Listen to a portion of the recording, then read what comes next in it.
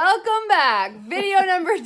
Here we go. Okay. Once again, guys, Rachel Riviera is nurse out here in Seattle, Washington with Elaine Delac, the innovator and oh my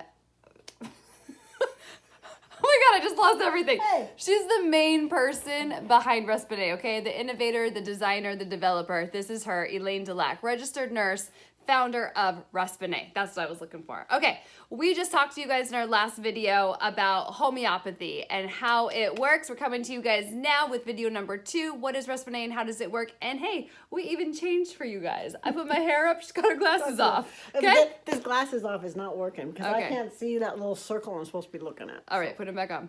All right, so in our last video, if you guys want to know what homeopathy is, refer to video number 1.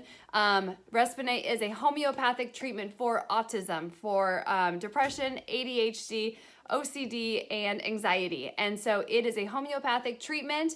Elaine's going to talk a little bit about why it works in the body and take it away. Well, one of the questions I hear a lot, and I think it creates some doubt, some further questions for people, is, okay, now wait a minute. How can it work to treat the symptoms of depression, of bipolar disorder, of autism? How can it treat all these different ones? Right, and not give us side effects like seizures or bleeding out your rectum. Yeah, we don't have those lists. But anyway, the thing is, the closer you are to the root cause, the more things it's going to fix in the body. Because it's like treating a tree. If you see this diseased limb on the tree and you only treat that limb, you're only going to fix what's on that limb. But if you go down and find the root system and you start to treat the roots, the whole tree flourishes. And so what we found is when you find something that works for so many different things of the body, and of course if you look at those things, depression, bipolar disorder, autism, even MS, etc., they have so many overlapping similar symptoms. They all have the GI problems, they all have the mood problems, they have the cognitive, the brain fog, they have the in unstable moods and stuff. And they even have a lot of the, like autism and MS, they have the fine motor problems in autism. You'll see kids, they walk up on their toes. They, a lot of times, you watch your child, you might ask them to make a fist, and sometimes they'll tuck their thumbs, which is not normal. That's more like an infant. They should put their thumb on the outside. That tells you kind of where their neurological system has developed or stopped developing at. MS patients, we have trouble finding words. When I say we, I was actually diagnosed with MS back in 1988. Completely resolved that using some of my research. Right. So, we have trouble finding words, or the wrong word comes out. So that's one of those moments I just found the wrong word. No, just kidding. She has MS, lay off. Oh wait, she's cured. Take it away. Go after her. Okay, go for it. Okay, so in autism, what I find, just like in these others, that there's this enzyme in the mitochondria called monoamine oxidase A. MAOA is the acronym for it. And research shows it becomes deficient as we age. It becomes deficient in almost all neurodegenerative diseases. It's not meant to become deficient. We have the highest of it when we're an infant, and then it decreases as we age. But it wasn't meant to do that. It's just that everything that, as we age, the more things that we have been exposed to that inhibit monoamine oxidase A start to Deplete it. its activity. And so consequently, like a child with autism, this enzyme's not working like it's supposed to. Now that enzyme, MAOA, is crucial in the working of our mitochondria. In fact, you look up most of these diseases that we were talking about, they'll all say they have mitochondrial dysfunction. So it's crucial in the working of the mitochondria, and without that, you can't utilize, for instance, your neurotransmitters. You can't convert your serotonin, your norepinephrine, your histamine into its active neurotransmitter. That's where medicine's really made a mistake. We have assumed, there's so many things in medicine that we just slowly over time, even though we never proved it, we just start to assume that it's fact. And that's one of them. We assumed that serotonin, norepinephrine, histamine were the active neurotransmitters in and of themselves.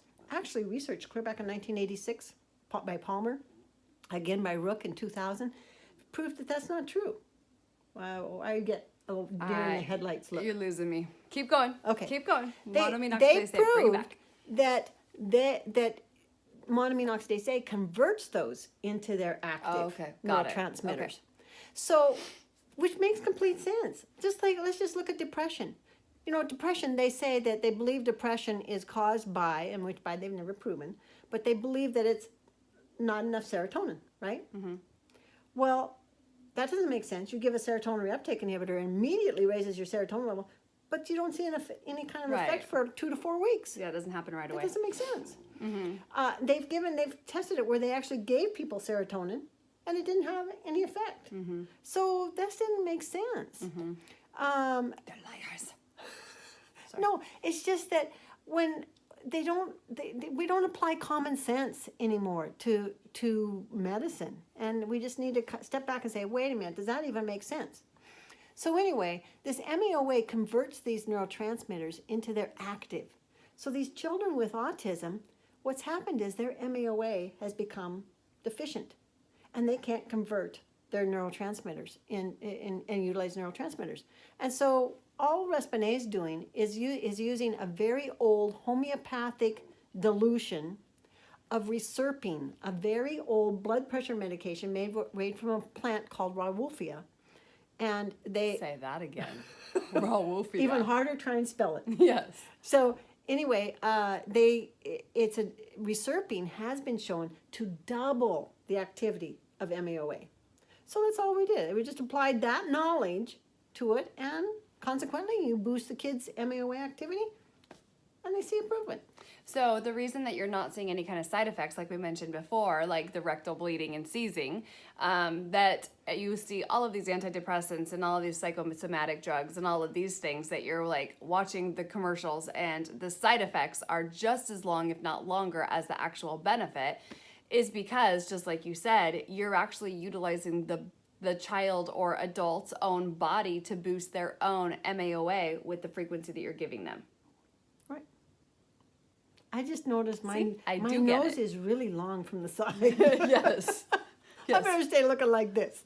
All right, guys, so that's kind of how Respen-A works. Respen-A is a homeopathic treatment. Once again, it's giving you a frequency. If you want to go about that frequency, it's in video 1 talking about homeopathy. And it's basically giving you that frequency using a very old blood pressure medication that we have diluted out to 100th of the dose, so it does not affect blood pressure whatsoever. Way more than 100th. Oh, how much? I told you, 24 zeros. Oh, okay, a long way out, so that it does not affect blood pressure. I don't even know what that number would be. What would that? I don't know. I don't know. Because I had somebody ask me about the blood pressure thing, but it does not affect blood pressure whatsoever. No, but it's just enough to give your body the frequency to then go to the trunk of the MAOA, of your MAOA tree, boost it up, and create all of these awesome effects of decreasing depression, decreasing anxiety, decreasing stimming, getting more focus, all of these things. So hopefully that answers some of you guys' questions. If it did answer all of them, drop your questions below. We will get back to you right away. Make sure that you share this video, you like this video, and you tell everybody to follow this YouTube channel, because we will continue to give updates. We will continue to answer questions.